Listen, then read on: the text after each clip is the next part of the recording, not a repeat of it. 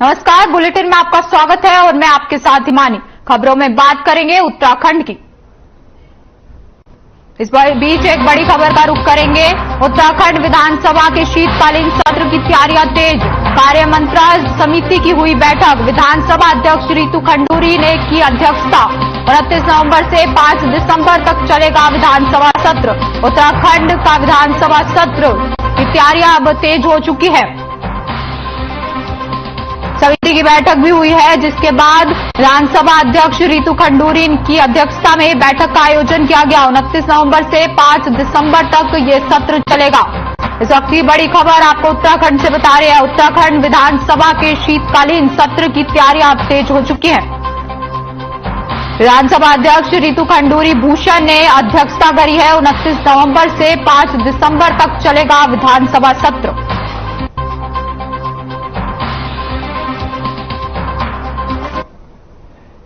इस वक्त की एक और बड़ी खबर का रुख करेंगे। देहरादून से सामने आ रही है इस वक्त की बड़ी खबर। आपको बता रहे हैं देहरादून से इस वक्त की बड़ी खबर। विधानसभा सत्र को लेकर हुई बैठक। विधायक रितु खंडूरी की अध्यक्षता में बैठक में नेता प्रतिपक्ष यशपाल आर्य भी हुए शामिल। संसदीय कार्य मंत्री प्रेमचंद अग्रवाल भी हुए शामिल। इस वक्त की बड़ी खबर आपको देहरादून से बता रहे हैं, जहां बैठक का आयोजन किया गया। विधानसभा सत्र को लेकर सर्वदलीय बैठक। रितु खंडूरी की अध्यक्षता में हुई बैठक में नेता प्रतिपक्ष यशपाल आर्य भी हुए शामिल। संसदीय कार्य मंत्री प्रेमचंद अग्रवाल भी शामिल। सदन के भीतर होने वाले कामकाज को लेकर ये बैठक का आयोजन किया गया। विधानसभा सत्र को लेकर सर्वदलीय बैठक हुई है। देहरादून से इस वक्त की अहम जानकारी आप तक पहुंचा रहे हैं। बैठक में नेता प्रतिपक्ष यशपाल आर्य भी मौजूद रहे। ये तस्वीरें भी आपको दिखा रहे हैं, जहां सर्वदलीय बैठक का आयोजन किया गया और विधानसभा अध्यक्ष रितु खंडूरी की अध्यक्षता में ये बैठक की गई। विधानसभा सत्र के कामकाजों को लेकर चर्चा की गई इस बैठक में और नेता प्रतिपक्ष यशपाल आर्य भी मौजूद रहे। देहरादून से इस वक्त की बड़ी खबर आपको बता रहे हैं और ये तस्वीरें भी आपको देहरादून से दिखा रहे हैं, जहां बैठक का आयोजन किया गया है और विधानसभा अध्यक्ष रितु खंडूरी की अध्यक्षता में ये बैठक का आयोजन हुआ है। विधानसभा सत्र को लेकर सर्वदलीय बैठक। देहरादून से ये तस्वीरें आपकी टेलीविजन स्क्रीन पर।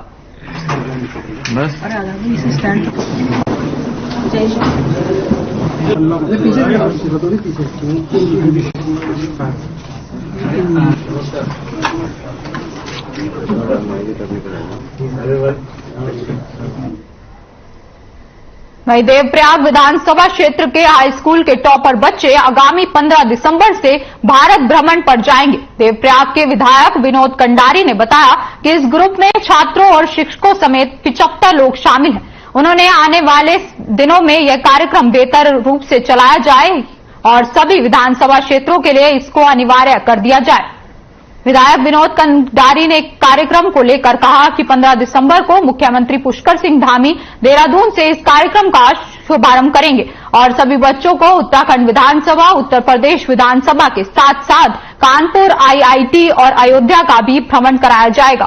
कार्यक्रम का उद्देश्य छात्रों का ज्ञानवर्धन करना होगा और उनको नई जानकारी देना होगा।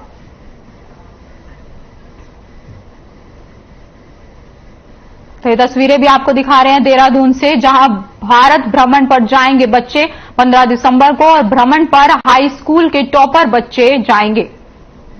छात्रों, शिक्षकों समेत 75 लोग इसमें शामिल होंगे।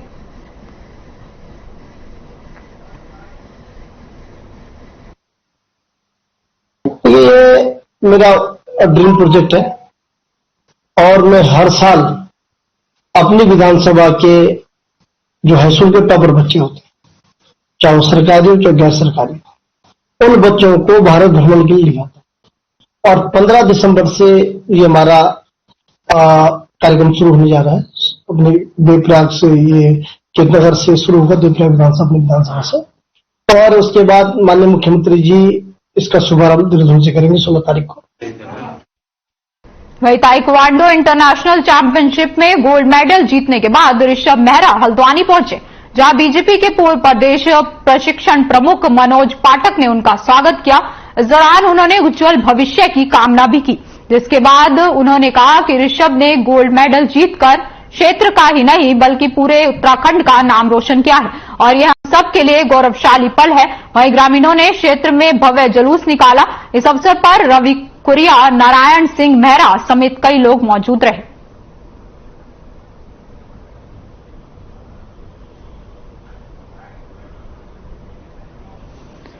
क्षेत्र में भाई ऋषभ ने इससे पूर्व में भी रजत पदक हासिल कर हम सबको गौरवान्वित किया और आज पुनः गोल्ड लेकर के हमारे गौरव को, पूरे क्षेत्र के गौरव को, इस भारत देश के गौरव को बढ़ाया है। हम सब सौभाग्यशाली हैं। मैं पूरे समूचे परिवार को, लामाचौड़ क्षेत्र की जनता को, सबको बहुत बहुत बधाई और साधुवाद।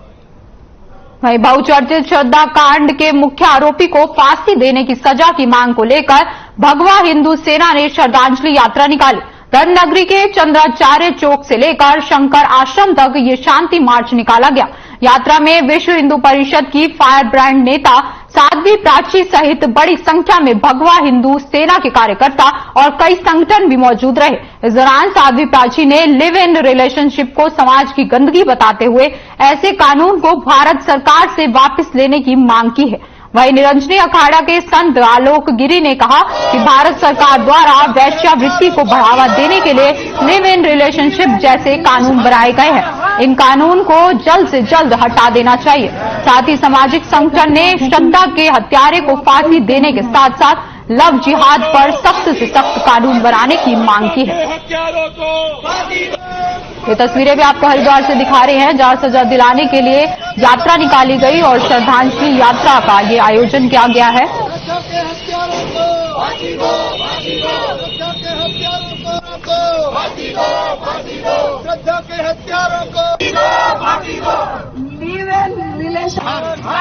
धर्म के ठेकेदारों से हाथ जोड़ करके निवेदन करती हूँ कि बेटियों को, महिलाओं को तालियां बजा बजा करके केवल नृत्य ना सिखाए, नृत्यांगना ना बनाए इनको। मेरा हाथ जोड़ करके माफी चाहती हूँ धर्म के ठेकेदारों से, इन बेटियों को वीरांगना बनाओ, महारानी पद्मिनी का चरित्र बताओ। ये सरकार की और समाज की निष्क्रियता है, जो कि क्या नाम है, अपने बच्चों को ध्यान नहीं देते हैं कि कौन कहाँ क्या कर रहा है। उनको हॉस्टलों में पढ़ाई करने के लिए छोड़ देते हैं, उनकी मनमानी करने के लिए छोड़ देते हैं और इसका फायदा उठाते हैं असभ्य समाज के लोग। आज हम सब लोग यहाँ पे भगवा हिंदू सेना के नेतृत्व में एकत्रित हुए हैं और एक हमारी बेटी जिसके इतने टुकड़े काटकर उसको टुकड़ों को फेंक दिया गया है और उसका कातिल आज जो है वो पुलिस को भी सरेआम अपनी शातिरपंती दिखा रहा है और वो इस तरह से पेश हो रहा है कि जैसे उसको बिल्कुल भी कोई चिंता नहीं है, उसे कानून का कोई भय नहीं है।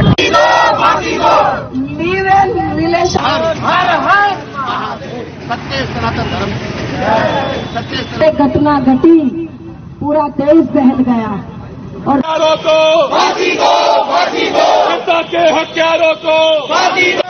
माता की भारत के सम्मान में, बेटी के सम्मान, जनता के हत्यारों को फांसी दो। इस बीच देहरादून से एक बड़ी खबर का रुख करेंगे। राज्य आंदोलनकारी कर रहे हैं धरना प्रदर्शन। 10% क्षैतिज आरक्षण लागू करने की मांग, सरकार को किया एक सप्ताह का समय। तो इस वक्त की बड़ी खबर देहरादून से आपको बता रहे हैं, जहां 10% क्षैतिज आरक्षण लागू करने की मांग तेज हो चुकी है। सरकार को एक सप्ताह का समय दिया है, मांग पूरी करने के लिए दिया है समय। विधानसभा के बाहर प्रदर्शन जारी है। राज्य आंदोलनकारी कर रहे हैं धरना प्रदर्शन। 10% आरक्षण लागू करने की मांग कर रहे हैं। सरकार को एक हफ्ते का समय दिया है, मांग पूरी करने के लिए ये समय दिया गया है। विधानसभा के बाहर प्रदर्शन जारी है। देहरादून से यह अहम जानकारी आपको दे रहे हैं, जहां आंदोलनकारी प्रदर्शन कर रहे हैं। आरक्षण लागू करने के लिए प्रदर्शन किया जा रहा है और मांगे पूरी करने के लिए एक हफ्ते का समय दिया गया है।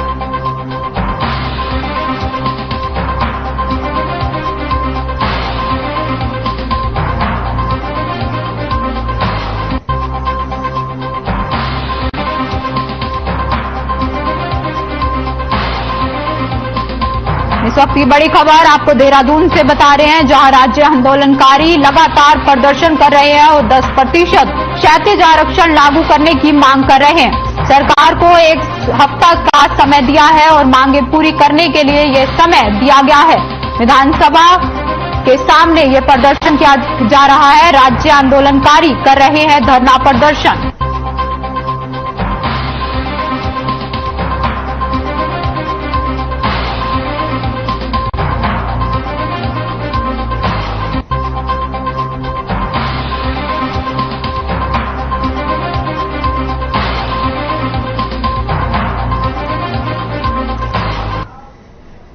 वहीं भादराबाद में देवभूमि प्रेस क्लब एसोसिएशन के अध्यक्ष सनत शर्मा और पत्रकारों ने सम्मान समारोह का आयोजन किया, जिसमें शिरकत करने पहुंचे वरिष्ठ पत्रकार और खानपुर विधायक उमेश कुमार ने भादराबाद में भ्रष्टाचार और अत्याचार के खिलाफ पदयात्रा निकाली, जिसमें हजारों की संख्या में समर्थक मौजूद थे और उमेश कुमार का फूल मालाओं से जोरदार स्वागत भी किया गया। उमेश कुमार ने खानपुर में किए गए कार्य गिनाते हुए कहा कि भ्रष्टाचार को खत्म करना मेरा लक्ष्य है। कुंभ मेले से लेकर छोटे छोटे कार्यों में नेताओं और अधिकारियों ने जो भ्रष्टाचारी का बड़ा खेल खेला है, उसको खत्म करने के लिए उत्तराखंड में बदलाव की जरूरत है। वहीं उमेश कुमार ने कहा कि पत्रकारों के हित की लड़ाई भी मैं हमेशा लड़ता आया हूं। सरकार अगर नेताओं का आवास, बिजली, पानी, भत्ता इत्यादि सुविधा देती है तो वही सुविधाएं पत्रकारों को भी मिलनी चाहिए। ये तस्वीरें भी आपको दिखा रहे हैं जहां पत्रकारों ने समारोह का आयोजन किया है, और ये तस्वीरें हरिद्वार से आपको दिखा रहे हैं जहां पत्रकारों ने सम्मान समारोह का आयोजन किया है, जिसमें भारी संख्या में लोग पहुंचे हैं।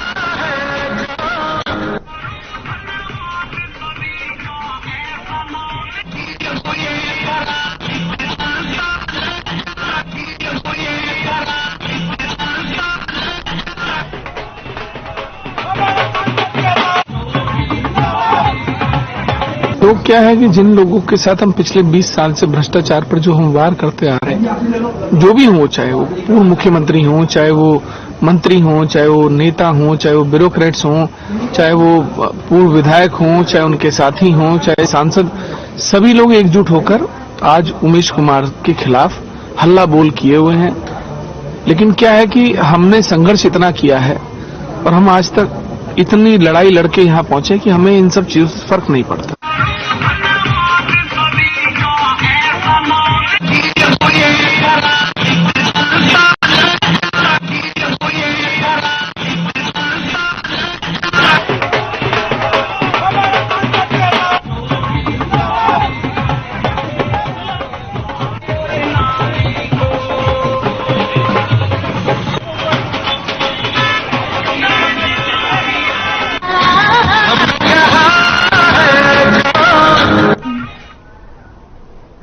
वहीं राजधानी देहरादून में बढ़ती सड़क दुर्घटनाओं को देखते हुए रोड सेफ्टी संवाद कार्यक्रम का आयोजन किया गया। कार्यक्रम में बढ़ती सड़क दुर्घटनाओं के कारणों पर चर्चा की गई। वहीं घर के बड़े बुजुर्गों से भी आग्रह किया गया कि वह अपने नाबालिग बच्चों को वाहन न चलाने दें। साथ ही यह भी कहा गया कि वाहन चलाते समय सतर्क रहने से भी वाहन दुर्घटना को रोका जा सकता है। तो देहरादून में ये आयोजन किया गया और नाबालिग बच्चों को वाहन न देने की अपील भी की गई। सेफ्टी संवाद कार्यक्रम का आयोजन हुआ, जिसमें बुजुर्गों से अपील करी गई कि अपने बच्चों को वाहन ना दें, नाबालिग बच्चों को वाहन ना दें। साथ ही ये देहरादून से आपको तस्वीरें दिखा रहे हैं जहां सेफ्टी संवाद कार्यक्रम का आयोजन हुआ। बढ़ती सड़क दुर्घटनाओं को देखते हुए ये आयोजन किया गया है।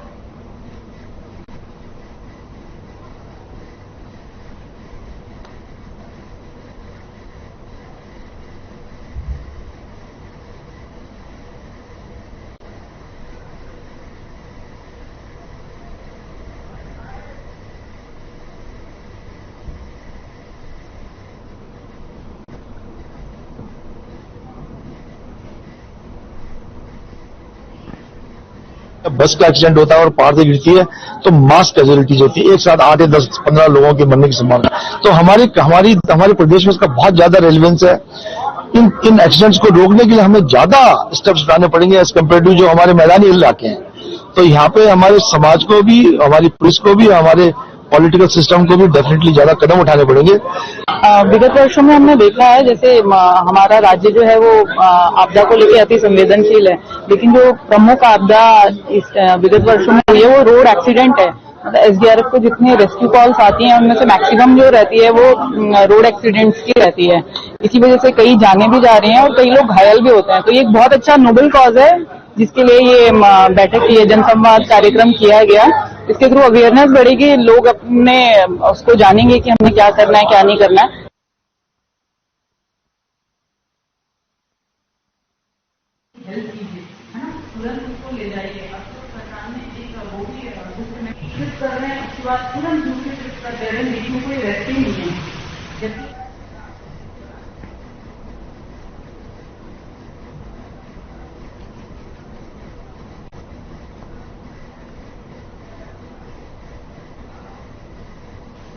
रुड़की में प्रशासन की ओर से लगातार अवैध अतिक्रमण हटाओ अभियान चलाया जा रहा है। अधिकारियों का कहना है कि पूरे शहर से अवैध अतिक्रमण हटाया जाएगा। वहीं लोगों का कहना है कि मछली मार्केट से लेकर रामपुर चुंगी तक अवैध पीट बाजार लगने से परेशानियों का सामना करना पड़ता है।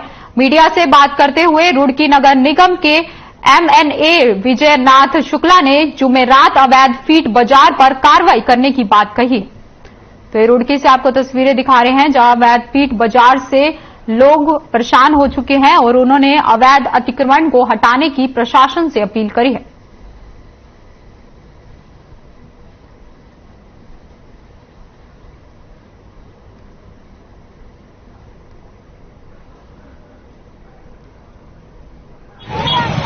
जैसा कि आप जानते हैं, पूर्व में जिलाधिकारी महोदय द्वारा बैठक लेकर 1 नवंबर से पूरे शहरी क्षेत्र में जहां जहां आवागमन की समस्या है, ट्रैफिक की समस्या है, जाम हटाने को कहा गया, अतिक्रमण हटाने को कहा गया। उसी के क्रम में पूर्व में प्रशासन के साथ, जॉइंट मजिस्ट्रेट महोदय के साथ नगर निगम पुलिस के सहयोग से अतिक्रमण लगातार हटाया जा रहा है। आज माननीय विधायक जी के साथ भी लोग बैठे थे जिन्होंने लगातार शिकायतें की है कि मतलब साहब अतिक्रमण नहीं हट रहा है और लोग परेशान हो रहे हैं। तो उसके क्रम में लगातार ये अभियान चल रहा है और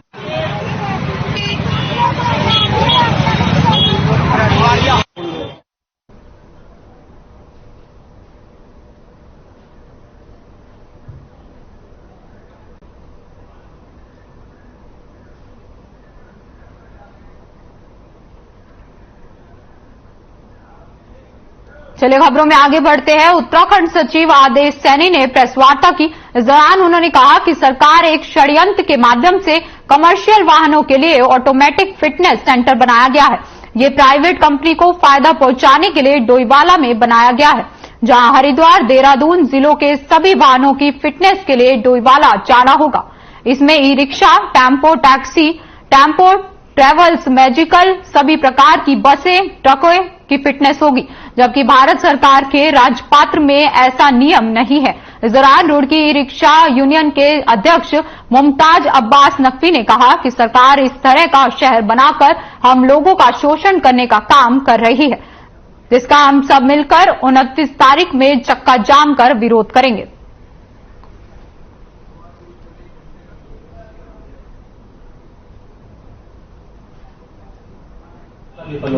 तक की गाड़ी हमारा उत्तराखंड में जो यहाँ पर फिटनेस सेंटर थे हमारे सभी संभागीय परिवहन कार्यालयों में थे, उसमें रुड़की भी है, हरिद्वार भी है, देहरादून, ऋषिकेश, विकास नगर वगैरह सब जगह थे। तो सरकार ने ये प्राइवेट फिटनेस सेंटर यहाँ पर फिटनेस सेंटर बंद करके प्राइवेट हाथों में दे दिया, प्राइवेट संस्था को। वो प्राइवेट संस्था फिटनेस करने के लिए उसने सारी फीस अपनी 10%, 20% तक बढ़ा दी और मनमानी तरीके से अपना पैसा वसूल रहे हैं वहां पे, और मोटर मालिकों को परेशान किया जा रहा का जाम में दे रहे हैं। देखिए, मजदूर का भाई होता है और मजदूरों की परेशानी हमारी सबकी परेशानी है, हमारी अपनी परेशानी है। गवर्नमेंट ने इस तरह का नियम बनाकर प्राइवेट हाथों में सौंप कर हमारे शोषण के अलावा कोई प्रोग्राम नहीं बना, सिर्फ हमारा गरीबों का, मजदूरों का शोषण करना है गवर्नमेंट का मेन मकसद। खनन बंद है।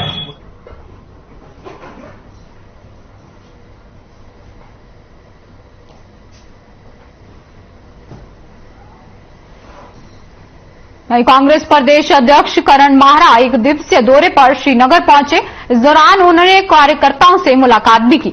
आने वाले नगर निगम चुनाव और पंचायत चुनाव को लेकर कार्यकर्ताओं से बातचीत की गई।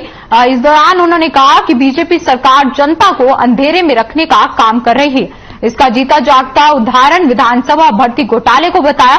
उन्होंने कहा कि विधानसभा अध्यक्ष को कमेटी की ओर से बनाई गई रिपोर्ट को सार्वजनिक कर जनता से माफी मांगनी चाहिए। सरकार प्रदेश के बेरोजगार युवाओं के साथ छलावा कर रही है। सरकार को अपने समय की सभी भर्तियों को लेकर श्वेत पत्र जारी करना चाहिए। प्रदेश के डीजीपी अशोक कुमार को पद से हटाए जाने की मांग भी की।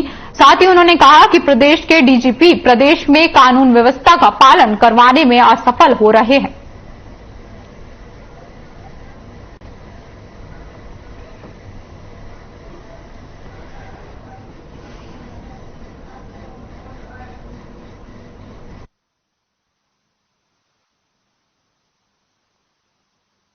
ये संगठित अपराध के रूप में मैं इसको देखता हूं और बीजेपी लगातार उत्तराखंड के लोगों को बेवकूफ बनाने का काम कर रही है। ये इसका जीता जाता उदाहरण है। कांग्रेस ने पहले दिन से ही मामला उठाया था। हमने एथिक्स और नैतिकता की बात की थी। आदरणीय गोविंद सिंह कुंजवाल जी ने साहस दिखाते हुए अपनी गलती को माना और आप लोगों के माध्यम से उन्होंने ये स्वीकार किया कि उनसे गलती हुई है।